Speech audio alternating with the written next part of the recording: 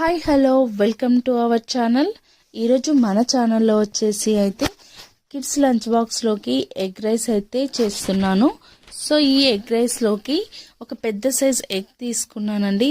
ఇక్కడ ప్యాన్ పెట్టేసుకొని ఎగ్ రైస్కి సరిపడా ఆయిల్ వేసుకుంటున్నాను. ఆయిల్ కొద్దిగా వేడయ్యాక ఇందులో జీలకర్ర వేసుకుంటున్నానండి. మనకి నార్మల్గా కర్రీస్లలో ఆవాలు మెంతులు వేసుకుంటారు కదా. సో ఎగ్ రైస్లోకి అయితే ఏవి వేయకుండా ఇంకా జీలకర్ర ఒక్కటి వేసేస్తే సరిపోతుంది. సో ఇక్కడైతే పచ్చిమిర్చి వేసుకొని ఆ తర్వాత ఎగ్ అయితే ఇక్కడ వేసేసుకుంటున్నానండి. ఇది వచ్చేసి అంటే పెద్ద సైజు ఎగ్. సో ఇదైతే సరిపోతుంది. నేనైతే పక్కన ఒక పావు గ్లాస్ రైస్ అయితే వండుకొని ఇంకా చల్లారబెట్టేసుకున్నానండి రైస్. సో ఎగ్ రైస్లోకైనా మనకి లెమన్ రైస్ అయినా వేడివేడి అన్నం వేస్తే అంత బాగోదు కదా, కలపడానికి కూడా అంత ఈజీగా ఉండదు. సో నేనైతే ఇంకా ముందుగానే రైస్ వండుకొని పక్కన పెట్టుకున్నాను. చూడండి, ఇక్కడ ఎగ్ ఇంకా ఫ్రై అయ్యాక దీంట్లో కొద్దిగా పసుపు వేసుకొని కూడా కలిపేసుకుంటున్నాను. పసుపు వేయగానే చూడండి మనకి ఎంత బాగా కలర్ వచ్చేసిందో. సో నేనైతే ఇక్కడ పసుపు వేసుకొని ఇలా అయితే కలిపేసుకుంటున్నాను. ఇక్కడ తగినంత అంటే కారం కూడా వేసుకుంటున్నానండి. కారం వేసుకొని దానికి సరిపడా ఇంకా సాల్ట్ కూడా యాడ్ చేసుకున్నాను.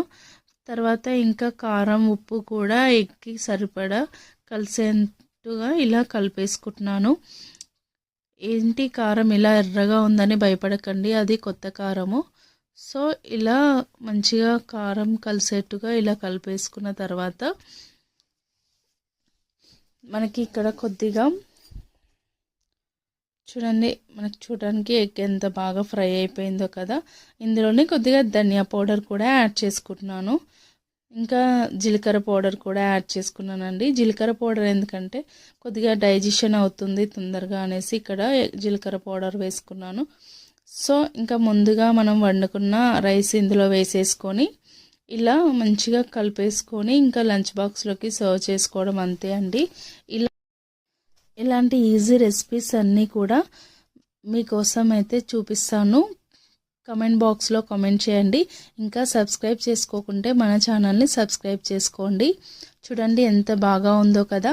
ఇలా ఎగ్ ఇంకా నార్మల్గా కాకుండా ఇలా మంచిగా గోల్డ్ బ్రౌన్ కలర్లో ఇలా ఫ్రై అయిపోతే మనకి ఎగ్ రైస్ చూడడానికి కూడా చాలా బాగుంటుందండి.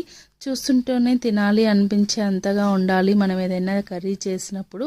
చూడండి, ఇలా చేసి పెడితే పిల్లలు ఇష్టంగా తింటారు. లైక్ చేయండి, షేర్ చేయండి, సబ్స్క్రైబ్